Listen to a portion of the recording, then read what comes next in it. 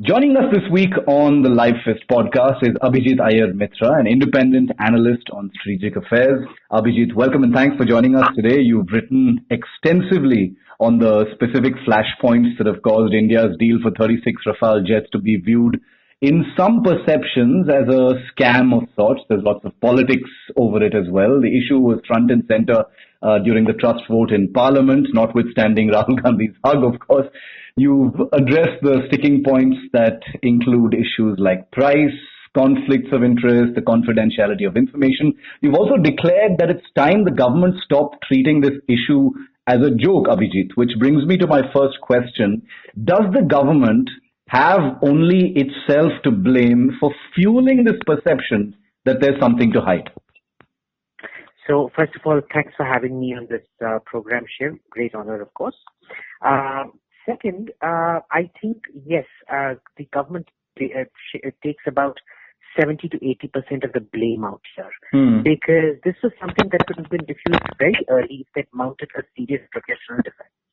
From day one, they've been pussyfooting around, giving incomplete answers, basically not even looking at solution mechanisms built into the secrecy clause. And overall, their entire performance on this has just been rhetoric, not listing out the facts. Which makes me wonder, are they serious about this deal? Do they want this deal to go through? Beyond a point, when facts have, begun to blur under the very loud rhetoric that we've heard, Abhijit, has the government's lack of determination on the issue allowed the opposition to consolidate this notion that there's some kind of a scam afoot? This seems to be a common thread with this government, that their communication is very, very bad. They think somehow, snarky lines and a smart comeback somehow equal a nice factual sit-down debate where you present facts. Sadly not happening. Now, the problem here is this issue is now getting compounded, because what happens is when the government, when they sense blood that the government is on the back foot, that it doesn't have the facts, then what happens is they go on the attack. And as you've seen, you also have a lot of news anchors who are running this entire campaign, English news anchors, who don't seem to speak English properly, who don't understand what an official secrecy clause is, claim that price isn't included in information.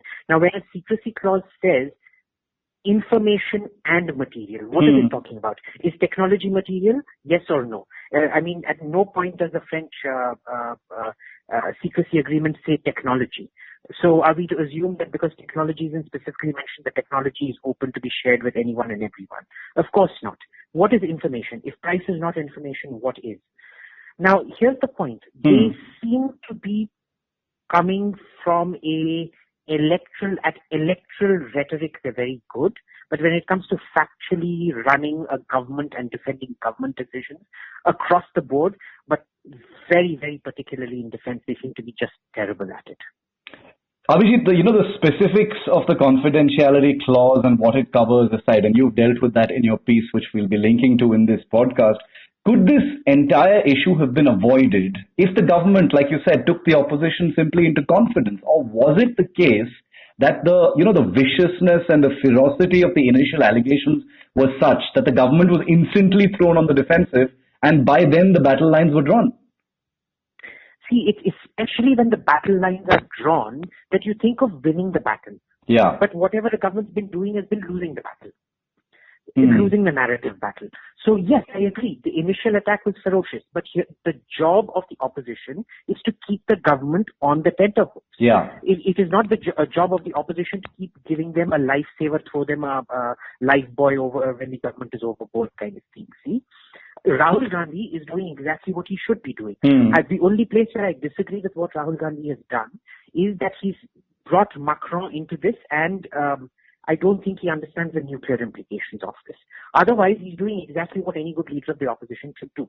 Now, even if they had given the confidential briefing to the opposition, I still think this would have been an issue because, that is electoral politics. Yes. It's very easy to say, that defense should not be politicized. But let's face it, in every country, every piece of information is politicized.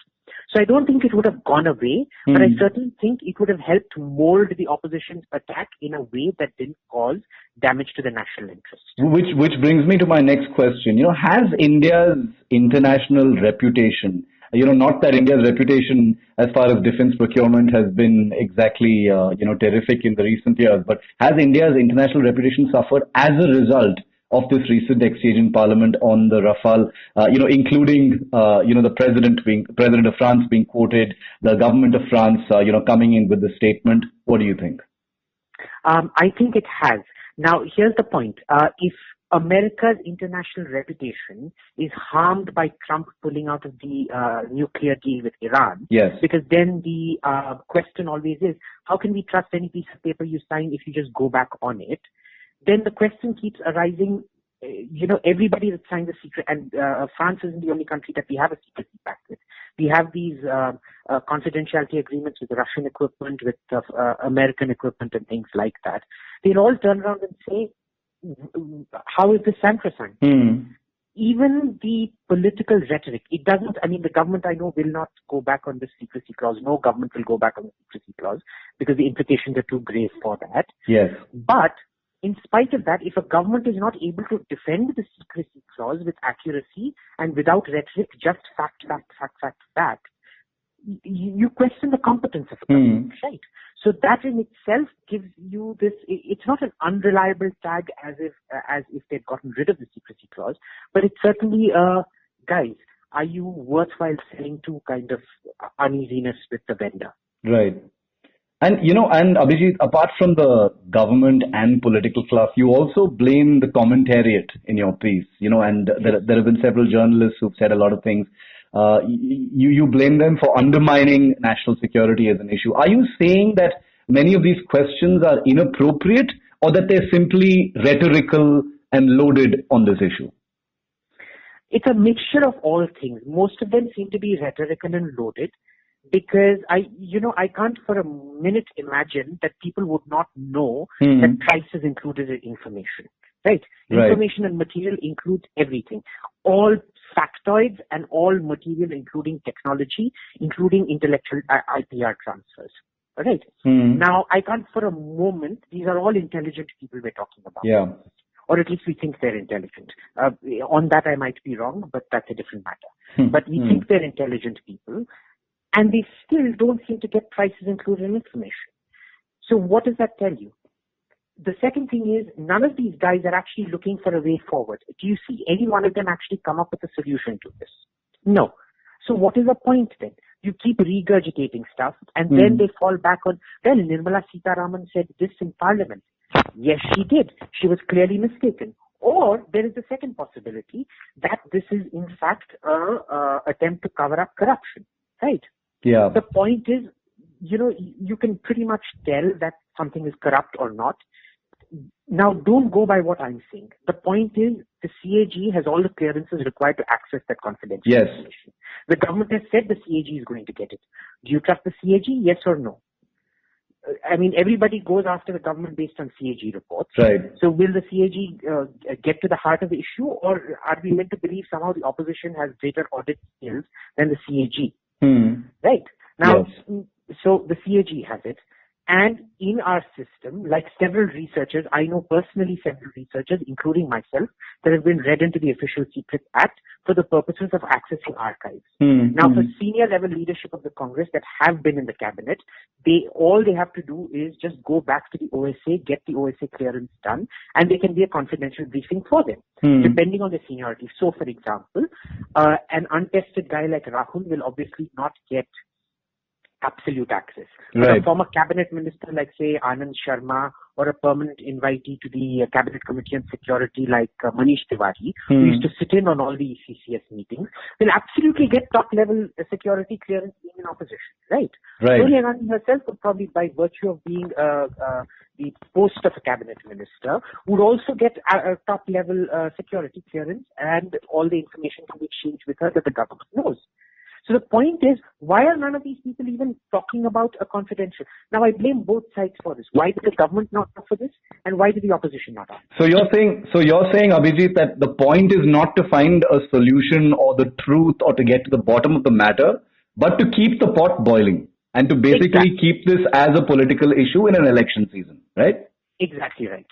Okay, and given the political hostility, that now paints this entire deal and the conversation over it, Abhijit, does it potentially endanger this particular deal in the future? These aircraft are going to be delivered starting September next year.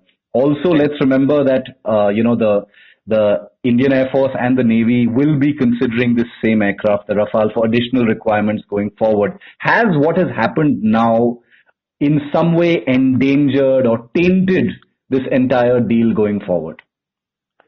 Well, I don't think it's tainted it or endangered it beyond the point of no repair, but it certainly caused a lot of damage, because the real worry on the French side comes on the nuclear front.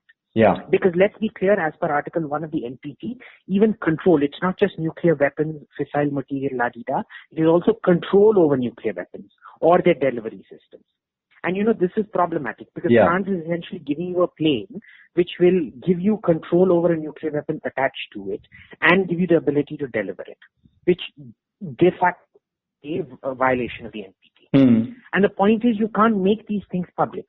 The French have not allowed the UAE nuclear modifications, because when they sold the UAE Mirage 2000s, the only reason the UAE bought Mirage 2000s in addition to the F-16s was because the Americans said, we're not allowing you to violate MTCR. Yeah. And absolutely, well, there was no question of UAE violating the NPT. But the French said, look, we'll give you these Storm Shadow missiles which will help you, we'll turn a blind eye if it violates the MTCR. And the French are going way ahead of that for us, essentially allowing us to make nuclear modifications. By all means, attack the government. It's Rahul Gandhi's job to attack the government, but don't destroy national interest in the thing of doing that government. Go after the government, don't go after the plane, and don't go after somebody like Macron, who's very clearly a friend of India trying to help us out. And it's not just Macron, it's the French institution. France is an institutional democracy. It's France that's trying to help us out. Don't go after them of all things. One final question, Abhijit. Given which takes me back to one of my first questions. Given that the battle lines are drawn on this issue and we are in an election year, is it really going to be about a solution anymore? Is there anything that the government can do at this late stage, to address the issue and address the concerns and the questions raised by the opposition, or is it too far gone now? It's now weaponized information in an election year. I think it's weaponized information, like you very correctly put it, and I don't think the government has shown any sign of introspection, reflection, nothing of that sort. It's the same line of attack over and over, same line of defense over and over again. So I'm afraid on this one, Rahul Gandhi's kind of won the battle.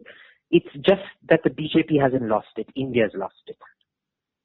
Abhijit, thank you so much for speaking to Lifeist. Thank you so much. Thank you for having me on, Shiv. Thank you.